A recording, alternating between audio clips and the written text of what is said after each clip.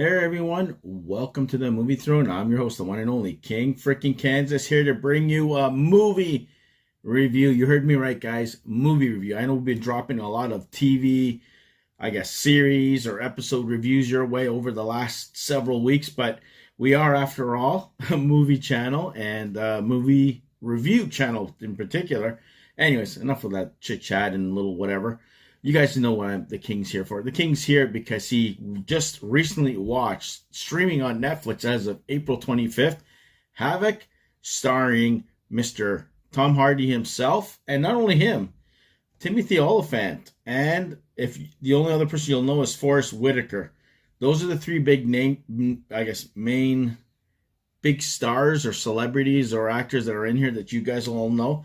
The other ones, you do have other actors and actresses in there. You got Justin Cornwall, plays Charlie, who plays Forrest Whitaker's character's son.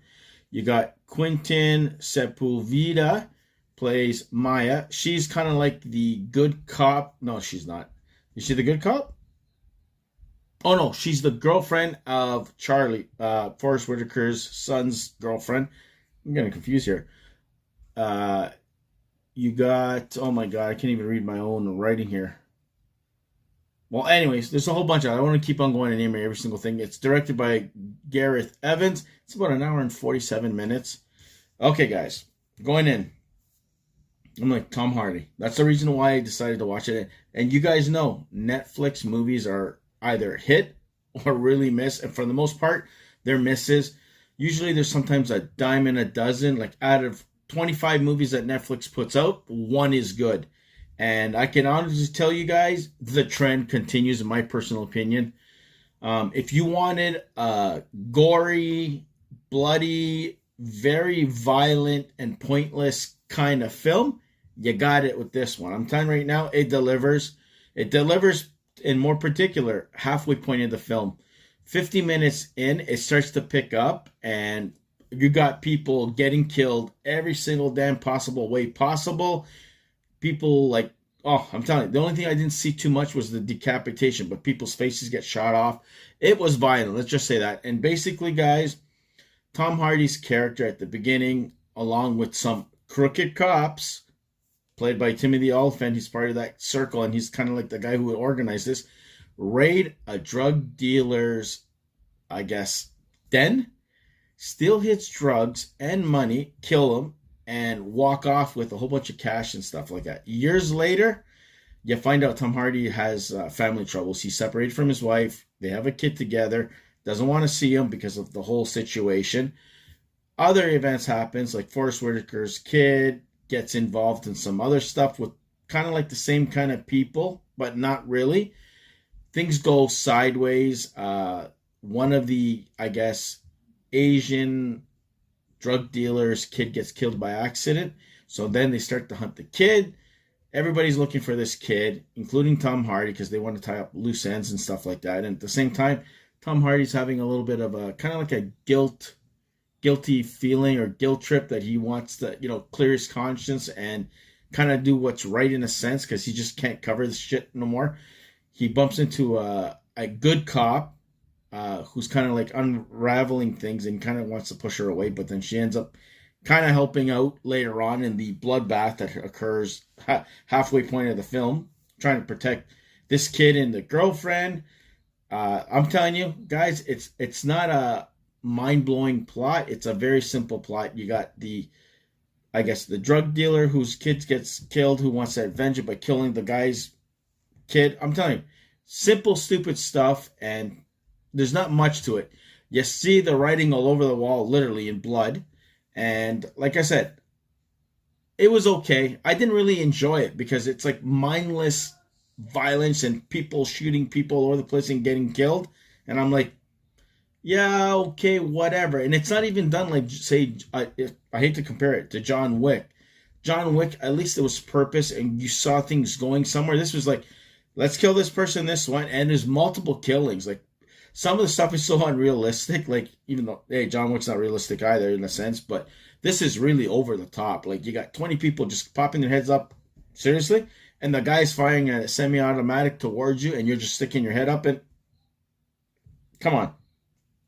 street fight in the middle of the street, cars getting jacked, people there, and you're just shooting people like nothing, like it's no big deal. And there's even one scene in the club that they're fighting upstairs and people are getting killed, but the people are still dancing downstairs like it's nothing until one person gets tossed over the railing and then they realize, holy shit, let's scream and run for our lives kind of thing. And it continues out on the street.